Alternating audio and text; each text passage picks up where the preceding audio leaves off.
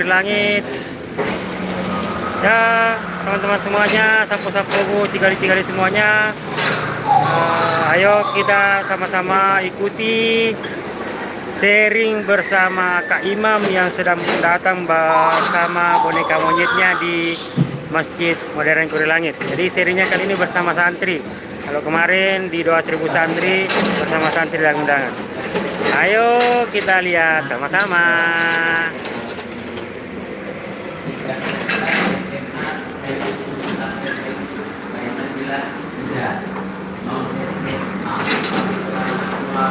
Kedua, rambut bisa bebas, ya.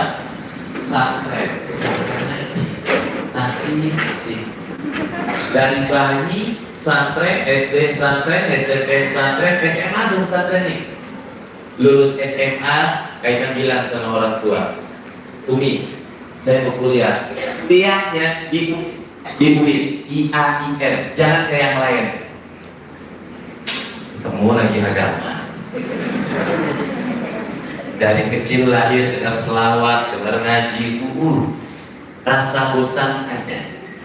Alhamdulillah satu kampus waktu itu bersama almarhum Jeffrey Al-Bukhari, Ustadz Jeffrey, satu ruangan, satu kelas, satu jurusan. Begitu dicek ternyata beliau juga anak ulama yang malas pesantren. Kampus ada dua, kampus Kaiman nyebut kampus A, di depan ada kampus B. Kami berdua lebih sering di kampus B. Kampus apa itu? Kampus biliar. Ustadz Jeffrey Al-Bukhari begitu juga sama. Tapi sekali lagi, apapun latar belakangnya, kalau fondasi agamanya kuat, tersesat kemanapun dia tahu jalan pulang. Ustadz Jeffrey luar biasa, sampai akhir hayatnya hidupnya penuh dengan dakwah. Tahu kan Ustadz Jeffrey almarhum, suaranya bagus. Dan Kaiman baru tahu beliau adalah teman Kaiman ketika sama-sama ngisi panggung dongeng. Beliau ngisi ceramah, Kaiman ngisi dongeng di panggung depan RRI Radio Republik Indonesia di Jalan Merdeka Barat untuk Palestina. Setelah duduk bersama, Ustadz, Kaiman, kita lupa kalau dulu pernah satu kampus. Dan bayangan Ustadz Jeffrey ini bukan iman yang dulu temannya suka nongkrong di kampus B. Bayangan saya nggak mungkin di Jeffrey yang dulu juga suka nongkrong di kampus B. Jadi kita nggak ada yang tahu kalau kita dulu berteman ke kuliah. Jadi kemanapun kita, kalau fondasi agamanya kuat, kita tahu jalan pulang. Kami semua, kita semua tahu jalan pulang. Baik, anak-anakku yang disayang Allah, singkat cerita, tidak pernah terbayang saya harus jadi kiai. Dan alhamdulillah sampai sekarang saya nggak mau disebut kiai, lebih senang dipanggil Kak Iman. Tapi ternyata Ibu Umi setiap hari berdoa terus supaya anaknya jadi orang yang bisa memberikan manfaat buat orang banyak. Di luar dugaan dan di luar akal sehat manusia, saat ini Kaiman punya rumah, rata-rata rumahnya paling kecil luasnya 2000 meter, dan ada 4 tempat, bahkan satu rumah lagi belum dibangun, luasnya 2 hektar, ada di Indragiri Hulu, Riau. Ada lagi satu gunung di perbatasan Atambua Timor Leste, tepatnya di Soe, Pulau Timor Tengah Selatan, dekat dengan Timor Leste bersebelahan. Di situ berapa ribu meter nggak tahu. Orang yang kasih bilang, Kak Iman mau bangun di gunung sebelah mana? Gunung, pusing kan? Sebesar itu. Dan di semua tempat tersebut anak Kak Iman banyak. Dari mulai paling kecil, jadi anak Kak Iman sesungguhnya cuma 2. Satu lahir dari rahim istri Kak Iman, yang kedua lahir dari hati istri Kak Iman, jumlahnya ratusan. Tinggal di rumah bersama. Itu pesantren bukan, itu asrama bukan, itu panti bukan, itu rumah. Karena basicnya sebagai seorang pendongeng, sebagai seorang pengkisah, mereka setiap hari senang ada di tengah anak-anak. Anak paling kecil dulu datang ke rumah umur 4 hari, si bayi. Dia nggak bawa surat lamaran daftar sekolah, nggak, diantar oleh orang baik. Ada anak yang tertinggal di rumah sakit, ibunya tidak ada karena wafat, ayahnya pun nggak tahu dia di mana, dibawa ke rumah. Itu yang paling kecil. Paling besar berapa Kaiman? Yang paling besar sudah ada 15 orang yang menikah, anak-anak asuh Kaiman. Jadi Kaiman cuma 2. Ini anak yang dari hati ada 15 orang yang sudah menikah. Kalau mereka pulang senang, mereka pulang ke rumah, tapi sedih ketika mereka bawa anak, anaknya panggil Kaiman kakek. Lalu Kaiman bilang, iya cu.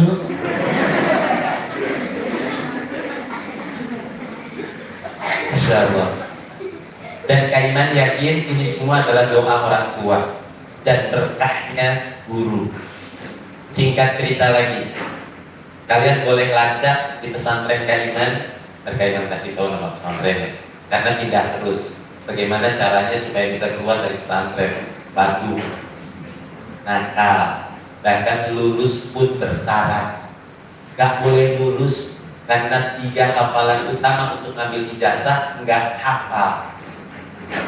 Tapi tahu nggak apa yang Kaiman lakukan? Kaiman sama sekali tidak pernah mau menghina, mengejek, ada dendam, ada kesel, ada sakit hati sama guru. Sakit hati, marah, kesel sama guru itu gak pernah Kaiman. Karena kalau Kaiman tidak dapat ilmunya, karena otak Kaiman terbatas, ada keberkahan yang tidak ada tanpa batas. Ada barokah guru yang gak ada batas. Kak, otak aku gak bisa, ngapalin ini susah, ngapalin itu susah. Ya, otak kalian ditutup gak apa-apa, tapi hati kalian akan terbuka dengan sekian banyak keberkahan. Maka jangan sekali-kali sama guru punya dendam, punya sakit hati, punya marah, punya emosi. Itu yang Kaiman gak pernah lakukan. Sampai akhirnya Allah kasih sekian banyak kenikmatan. Ini tahadus binikmah. Kaiman terus jadi ya sekolah kesana, sekolah kesini, sekolah kesana, gagal terus. Singkat cerita, idola Kaiman dulu waktu SD itu Kak Seto, Kak Rian Enes. Alhamdulillah sekarang Kaiman ada di 2 grup yang sama dan ada di 1 pekerjaan yang sama, sama-sama Satgas Perlindungan Anak. Terus ternyata ini adalah doa orang tua. Ternyata kiai itu bukan di atas mimbar. Berdakwah itu wajib, apapun metodenya. Baik, anak-anak Kaiman ada yang di rumah dari mana saja asalnya. Yang paling banyak dari lokasi bencana alam, dari Palu. Karena begitu terjadi bencana alam,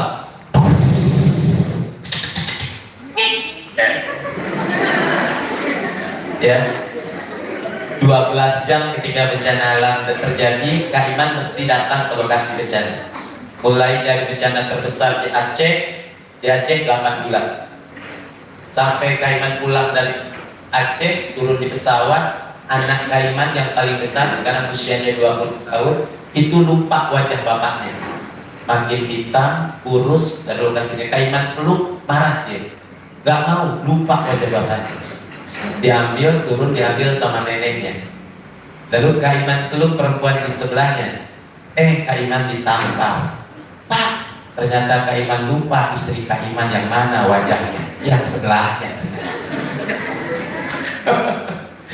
Di sini ada Umi, ada istri Kaiman paling belakang itu istri Kaiman 3. Iya, karena Kaiman 3 kali mencintainya. Sarangnya.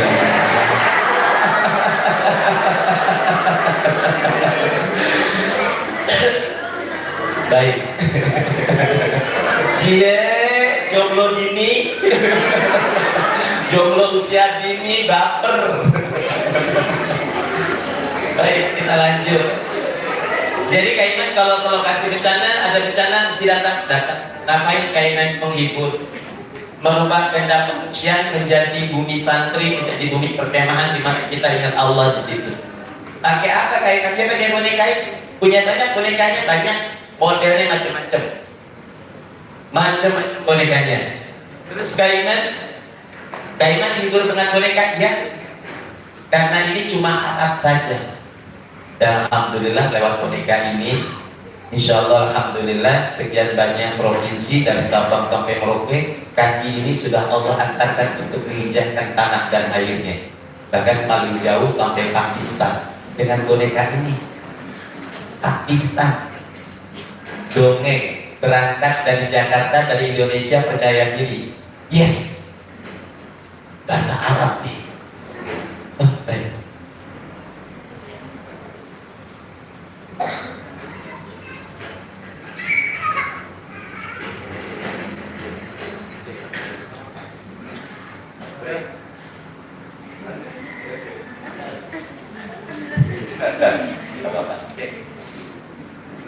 Berangkat dengan modal bahasa Arab, pergi ke Pakistan. Nah, teman-teman, begitu sampai Pakistan apa yang terjadi? Di sana bukan bahasa Arab. Kaiman tanya sama teman-teman relawan, anak-anak di sini bisa bahasa Arab? Gak bisa. Mereka pakai bahasa apa? Inggris. Bukan Inggris. Bukan Inggris. Bukan, kata Kaiman, alhamdulillah mereka nggak paham bahasa Inggris. Loh kok alhamdulillah? Karena saya juga nggak bisa bahasa Inggris. Terus mereka pakai bahasa Urdu. Bisa Kaiman dongeng pakai bahasa Urdu? Nggak bisa. Tapi Allah kasih akal pikiran yang luar biasa dan Allah kasih kemudahan. Allahumma yassir wa la tuyassir. Dikasih kemudahan untuk dakwah. Pernah nonton Mr. Bean? Mr. Bean itu dari mulai anak kecil yang belum bisa ngomong sampai orang tua yang malas ngomong. Dan Mr. Bean menyampaikan pesannya tidak pakai ngomong, semua paham. Betul?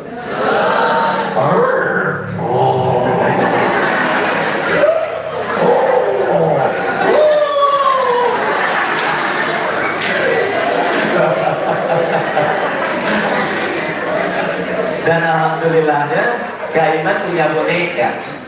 Baik, sebelum kita lanjut kisah sesungguhnya.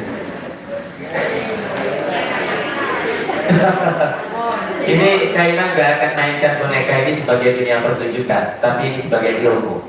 Kalau pertunjukan lain ceritanya. Di situ ada sesi hiburan, tontonan dan tuntunan. Tapi sekarang Kaiman tidak akan memberikan sebuah tontonan, tapi ini murni sebuah tuntunan. Ini adalah modal kita semua para santri. Anakku jangan takut nanti kalian lulus mau jadi apa. Kalian harus takut ketika kita tidak dapat keberkahan guru. Sejak Kaiman pakai boneka ini, Kaiman tahu betapa pentingnya kita bicara, mendengar, dan didengarkan. Teknik apa yang Kaiman gunakan? Namanya teknik ventriloquist. Teknik bicara menggunakan mulut tertutup. Yang bicara dia bukan Kaiman. Halo betul. Iya kakak. Apa kabar? Sehat. Kok nggak ngomong? Ini ngomong. Kok diam aja? Diam dong. Supaya lebih gerak lagi, kita masukin tangan gerak.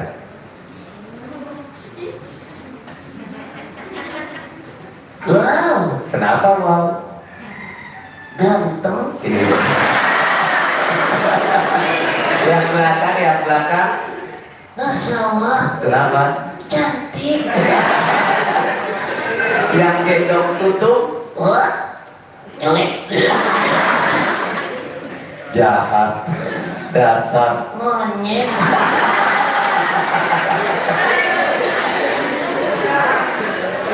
Kalau sudah begini, pergi tuh kelompok-kelompok misionaris yang ada di lokasi bencana. Kaiman datang bawa ini, ditinggal, mereka pergi ke Kaiman. Ini alatnya. Cuma main-main. Tiap hari ketawa, walaupun hati sedih. Ya ampun, lama gak pulang-pulang. Ini baik. Lihat sini ya tuh. Iya enggak? Duduk. Kita lanjut. Alhamdulillah hujan berkah. Baik kan kita terusin. Sendal. Jemuran. Pabrik gitu kalau udah.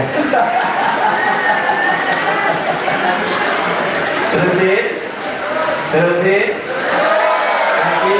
Lagi. Baik kita lanjut. Ya, kenapa? Sakit. Oh iya. Baik kita terusin. Ada sebuah kisah nyata. Nah sekarang santri itu ujiannya tahu nggak apa? Bully. Ujiannya apa? Senioritas. Ujiannya apa? Kegagahan, merasa paling banyak, merasa paling kuat, merasa ngegeng, itu ujiannya. Apalagi kalau sudah mulai menghuli itu, waduh ngeri. Ada dua kejadian dan belum lama di pesantren yang Kainan idolakan. Di pesantren Kainan dulu, dari mulai saling bully, terjadi pertengkaran, tidak sengaja, dan begitu pertengkaran terjadi, itu iblis masuk. Ada di antara keduanya. Saling bully, awalnya dibully diejek biasa. Yang satu dipanasi lagi sama iblis, kepancing. Awalnya cuma lempar saja kan, pukul. Dia dibalas, dia lama diasah oleh iblis untuk bisa membalas. Pertama lisan kalian aman, tangan kalian aman. Terus sampai nanti iblis pengen kalian betul-betul bertengkar dan berkelahi. Di tempat keiman dulu bertengkar persis di musola seperti ini, jendelanya di bawah, dorong-dorongan, pukul-pukulan, jatuh persis jendela pecah, pak. Beling jatuh di samping, ada yang runcing, ya, segenggam tangan dipegang, langsung diinjak. Apakah ini tidak bisa terjadi di sini? Iblis itu lebih banyak di sini. Kenapa? Karena iblis tahu bahwa dari 200 lebih anak di sini, kalau semuanya telah menjadi pemimpin, masing-masing menjadi imam 2000 jemaah, 2000 umat, kalikan 200, berapa puluh ribu ke depan orang akan alim soleh semuanya. Maka iblis gak mau. Dibanding nanti iblis kesulitan sekian banyak orang baik, sulit ngebendungnya untuk menjadi baik, lebih baik sekarang ini diputus. Sekarang ini dirusak. Baik, ada sebuah kisah nyata sekali terjadi sekitar tahun 2006. Mungkin di antara kalian ada yang belum lahir. 2006. Gempa bumi Jogja persis 2006. Ini terjadi di sana. Anakku yang insya Allah tempatnya di Yogyakarta. Ada pesantren, ada boarding, ada dua. Satu pesantren mereka yang beruang, mereka boleh kontrak jauh dari pondoknya. Mereka yang tidak punya uang, uangnya cukup sedikit, mereka ikut di pondoknya. Ini sebagian mereka ada yang ngekos, sewa rumah barengan di sana. Singkat cerita, sebut namanya Zami, yang satu sebut namanya Syukron. Mereka dua bersahabat pun setan berjuang untuk mereka bisa bermusuhan. Singkat cerita, Zami orang yang punya uang cukup banyak, kebutuhan apapun tercukupi. Syukron orang yang tidak punya apa-apa dan dia membalas budi apa yang Zami berikan. Tidak punya kamar, bareng kamarnya bersama kontrak kos dekat pesantren, maka tidak ada Zami yang cukup. Singkat cerita, menjelang kelas 3 SMA, Zami telepon ke rumahnya minta sepeda motor. Dibawakan sepeda motor bagus, gagah. Sukron seperti biasa, dia tukang cuci motornya supaya bisa pinjam motornya, supaya bisa diajak kemana-mana, karena Zami membantu makan, bantu pakaian, membantu semuanya. Dia coba bayar dengan apa yang dia punya, dibersihkan motor. Singkat cerita, Zami bilang sama Sukron, besok kita pergi ke luar kota, dari Yogyakarta menuju Semarang. Perjalanan bisa sekitar 3-4 jam pakai sepeda motor. Sukron senang, mau diajak pakai motor baru, motor bagus. Dia pinjam ke temannya, aku pinjam helm dong, besok aku mau jalan-jalan ke kota Semarang pakai helm. Ah, jaket gak ada. Dia pinjam ke teman sebelah sana, aku pinjam jaket dong, kasih jaket. Besok pagi Zami belum bangun, dia sudah bangun, dia bersihkan motor, dibangunin Zami. Zam, sholat subuh kita siap-siap berangkat. Oke, berangkat. Zami ngebut setiap perjalanan.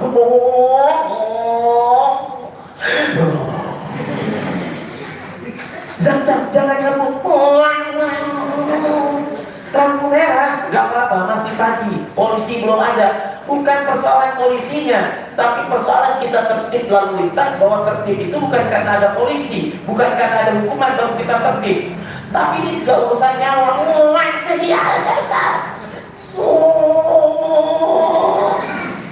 Terus Zami merasa diceramahi setiap saat, marah. Kalau ngomong lagi, turun di sini. Tapi yang namanya menasehati itu gak boleh berhenti. Dinasehati akhirnya Zami bilang turun. Subhan pun turun. Zami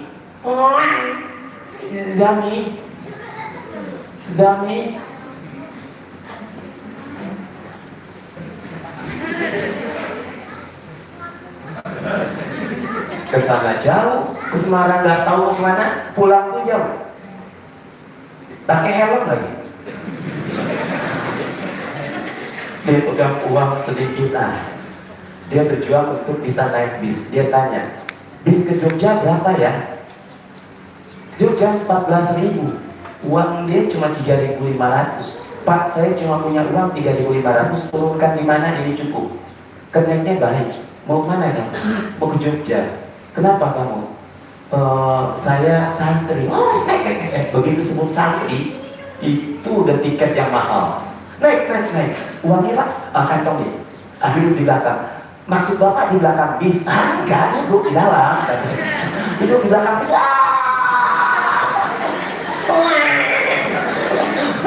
Penalpot di bawah itu.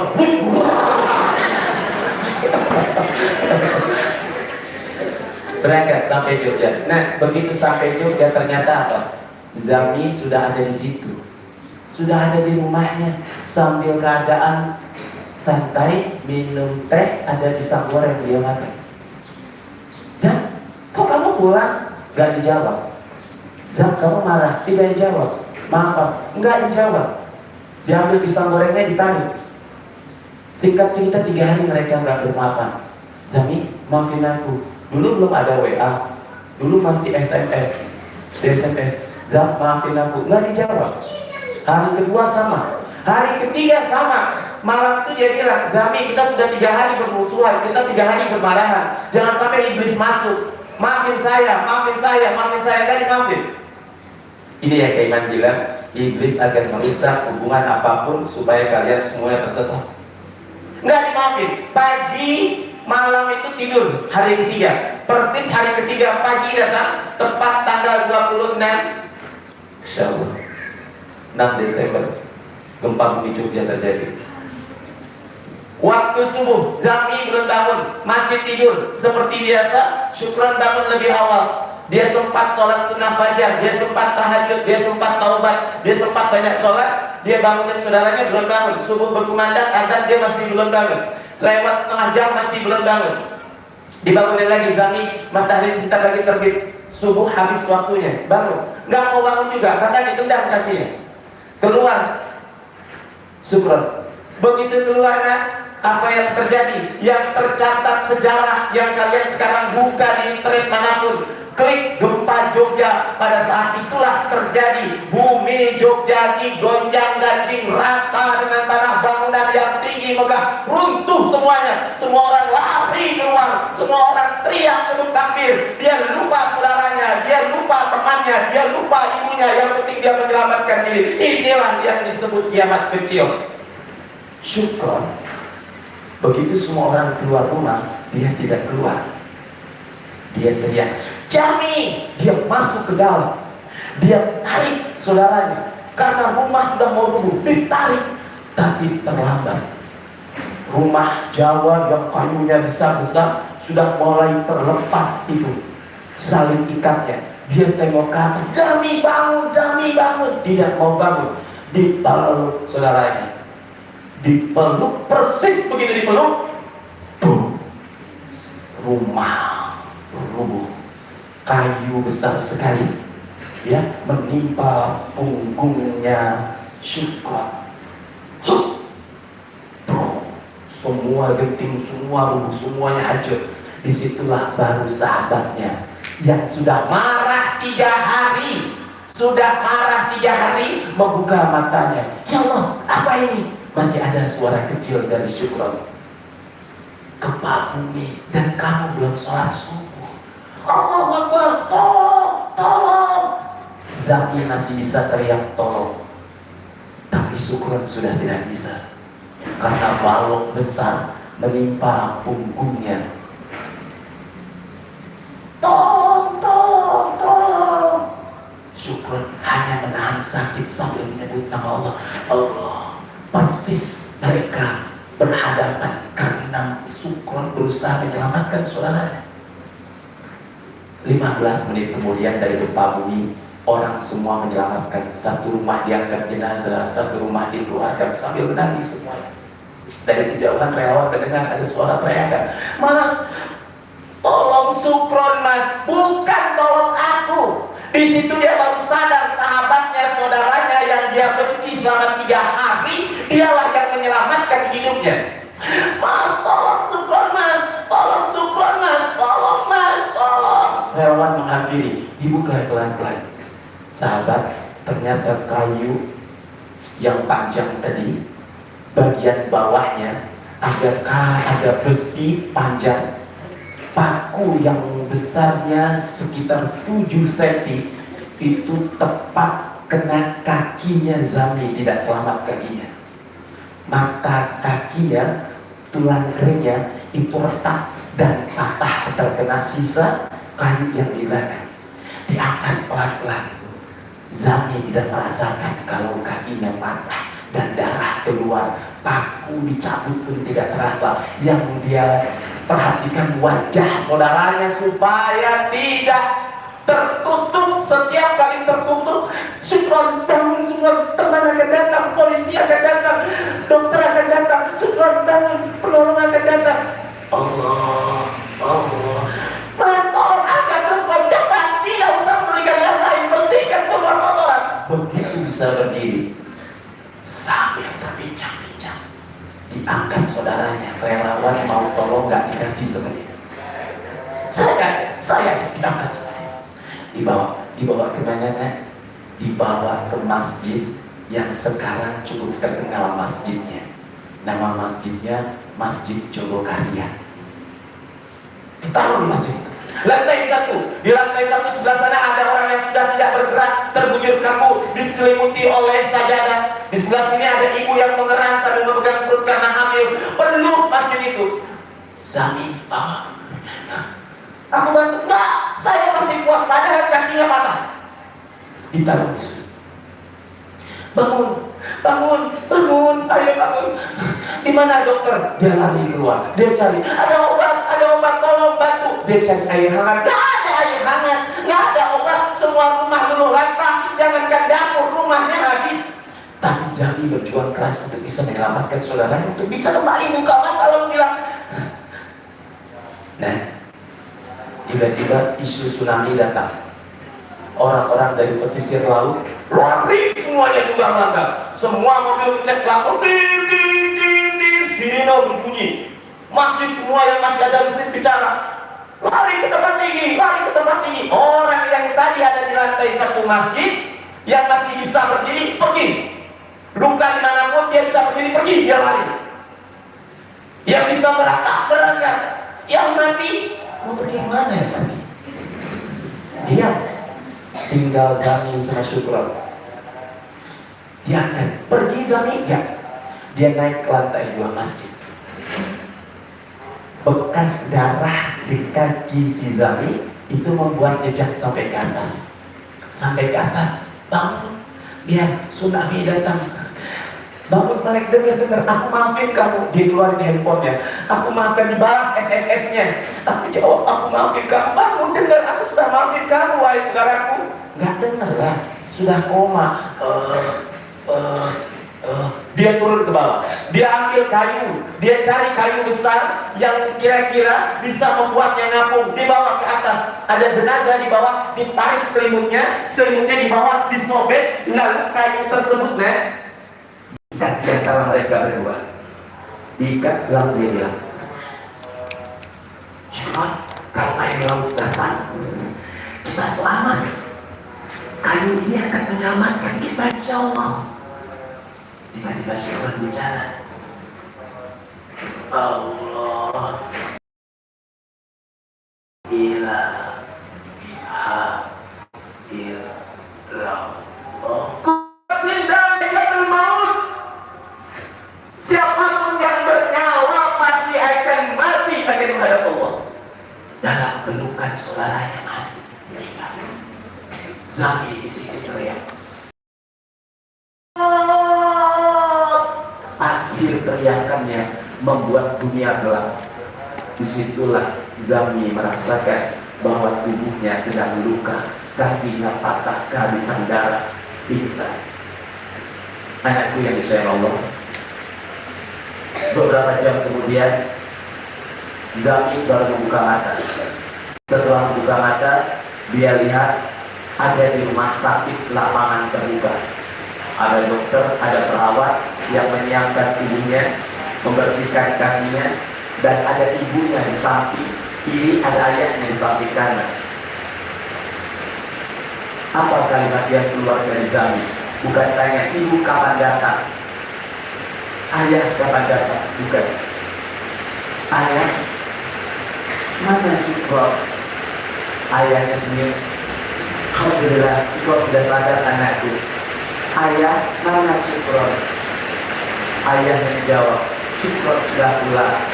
Alhamdulillah, rumah dia memang dekat dari sini. Ayah, aku mau ke rumah Syukur. Aku belum dengar Syukur memaafkan aku. Apa ayahnya bilang? Nah, Syukur sudah dalam keadaan tenang. Syukur sudah bahagia di rumahnya. Abi, saya harus ke rumahnya. Saya mau ke rumah Syukur. Kalau Abi gak mau makan, saya berangkat sendiri. Dia bangun. Nggak bangun. Abi antar. Abi antar. Sambil dipeluk. Nah, Syukur tidak pulang ke rumah. Pulang kemana Abi? Pulang ke tempat yang paling tenang dan paling damai. Abi, aku juga mau ke sana. Aku cuma pengen mendengar Syukur, aku sudah memaafkannya. Ibunya nangis. Ibu kenapa nangis? Antar aku ke rumah Syukur. Apa kata ibunya? Zami, andaikan engkau ke rumah Syukur, engkau tidak bisa memegang tangannya. Tangan Syukur hancur karena gempa. Bukan. Kenapa nggak bisa pegang tangan Syukur, Bumi? Engkau hanya bisa memegang batu nisan bertuliskan nama Syukur, nama sahabat mula. Nangis kami. Nangis kami. Ya Allah, saudaraku yang aku benci selama 3 hari, saudaraku yang aku bully selama 3 hari, tapi saudaraku yang menyelamatkan aku selamat dari gempa bumi. Anakku yang disayang Allah, kemana Zami sekarang? Zami jadi orang yang cukup terkenal sekarang. Setelah dia menyelesaikan S2, cita-cita sahabatnya untuk menjadi seorang dosen di Kota Batu. Bagaimana kabar Zami? Zami menjadi orang yang peduli saat ini. Menjadi orang yang terus memberikan kebaikan kepada anak diri. Anakku yang disayang Allah, hari ini kita ada di tempat yang sama. Hari ini kita ada di kota yang sama. Hari ini kita ada di masjid yang sama, di tempat belajar yang sama, dan semuanya sama. Hanya satu yang membedakan kita hari ini. Kita tidak terlahir dari rahim seorang ibu yang sama. Tapi pada hakikatnya kita adalah bersaudara. Engkau lebih tua 1 tahun, engkau abang saya. Engkau lebih muda 1 tahun, engkau adik saya. Abang, saya lebih muda 2 tahun, kakak saya lebih muda 2 bulan. Boleh aku panggil engkau kakak, panggil aku kakak. Di sini kita bersaudara. Di sini kita berkeluarga. Kita nggak pernah tahu sahabat mana di samping kita yang pernah kita sikut, yang pernah kita bully. Ternyata dia nanti akan menyelamatkan kita di masa depan, atau bahkan dia akan memberikan syafaat kita nanti di surga. Kemarin kita pernah berkelahi sama teman kita. Apakah kita dengan tulus pernah minta maaf? Kemarin kita pernah mengejek, menghina, membuli saudara kita. Apakah kita pernah minta maaf? Kemarin kita ambil barangnya tanpa izin, tanpa pamit. Apakah kita sudah minta maaf? Hari ini kita meremehkan dia, hafalannya udah naik-naik. Apakah kita yakin hafalan kita akan bertahan?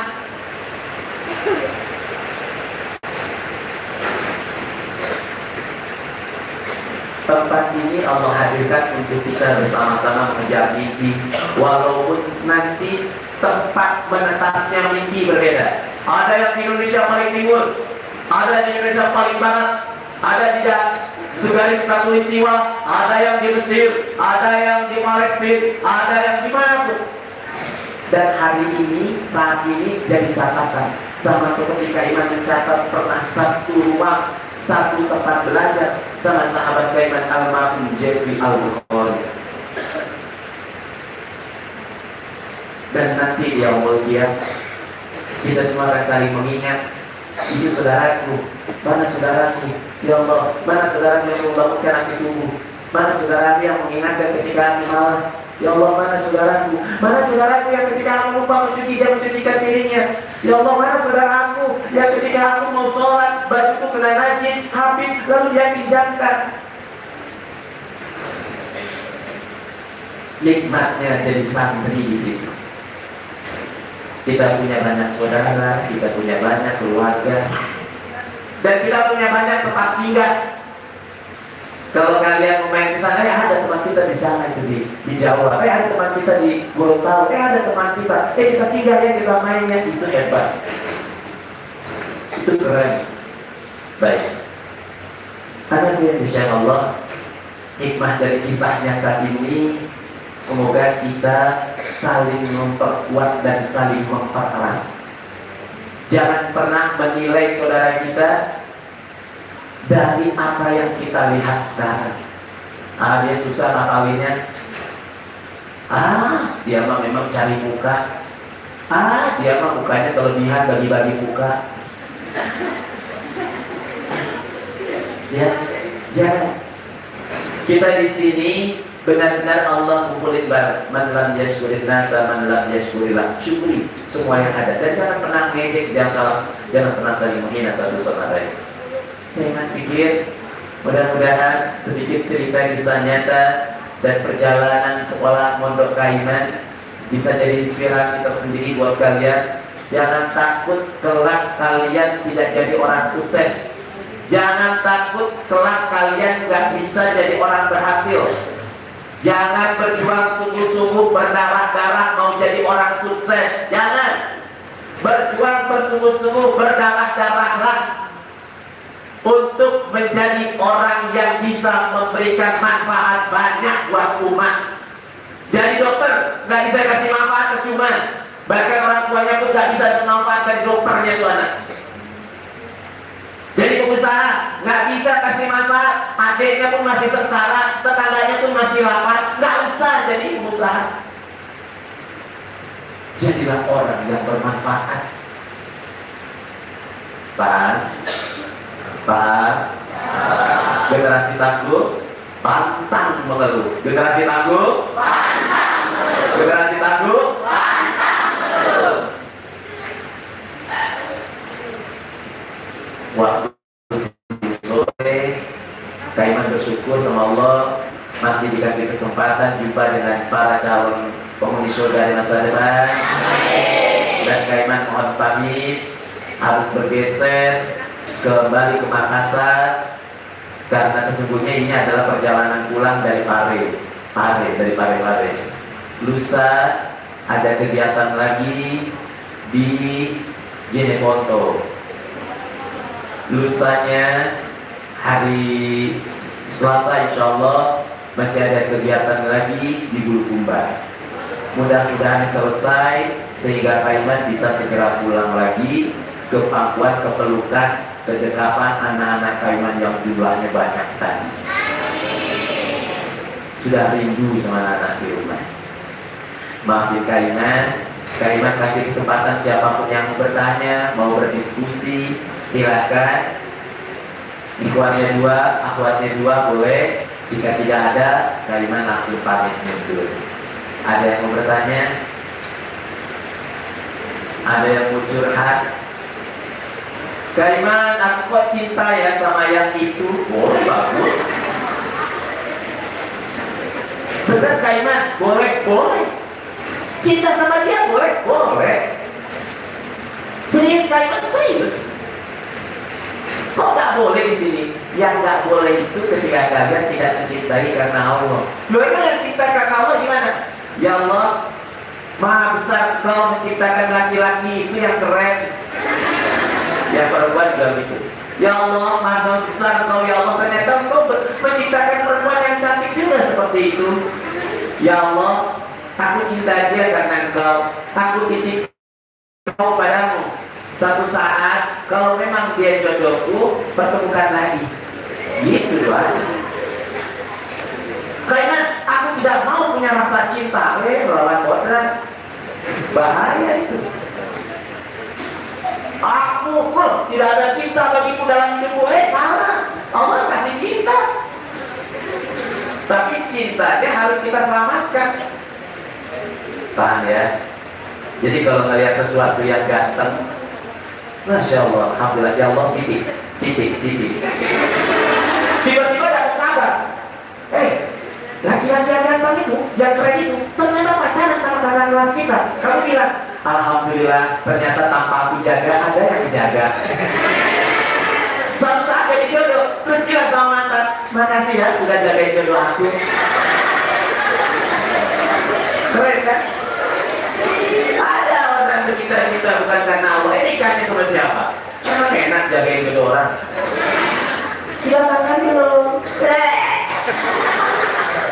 Anak orang saja sudah makan belum? Ya, hati-hati jatuh, dia jatuh. Kayak dokter aja mau obati. Tapi yang saya kan Allah kan begitu. Paham ya? Nih anak-anak segini pasti punya rasa suka, pasti bohong kalau enggak. Tapi diluruskan cintanya. Anak Kaiman di rumah boleh, pacaran boleh. Tapi pacarannya Allah izinkan. Bagaimana pacarannya? Aku kok rindu. Astagfirullahaladzim. Baca Quran, hafal Quran. Kenapa kamu hafal Quran? Tahu gak? Di Al-Quran itu dijelaskan bahwa laki-laki baik akan dipasangkan dengan perempuan baik. Kalau perempuan baik akan dipasangkan oleh laki-laki baik. Kalau memang menurut aku dia baik, terus aku enggak, mana mungkin aku berjodoh? Maka aku berjuang menjadi orang baik supaya Allah jodohkan aku sama dia. Begitu bukan? Wah, ganteng, wah.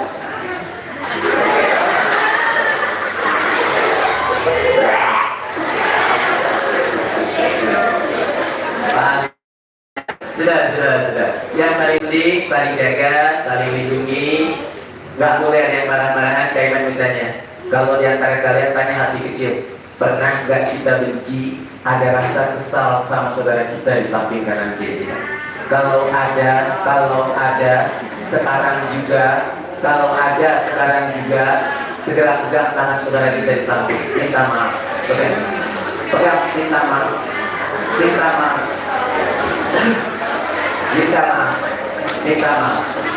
Kita kalau Allah mau kasih kiamat kecil, kiamat sugro kapan terjadi kita tidak pernah tahu.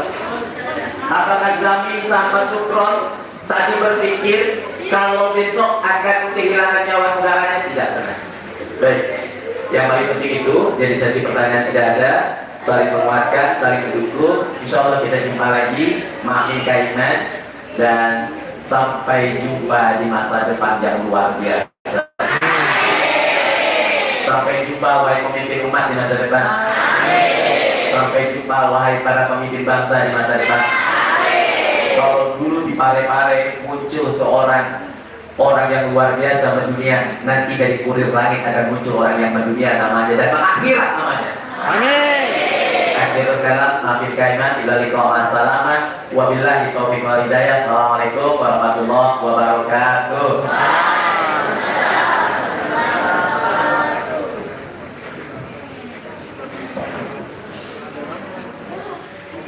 Saya berharap ada yang bertanya gimana kaiman cara main boneka.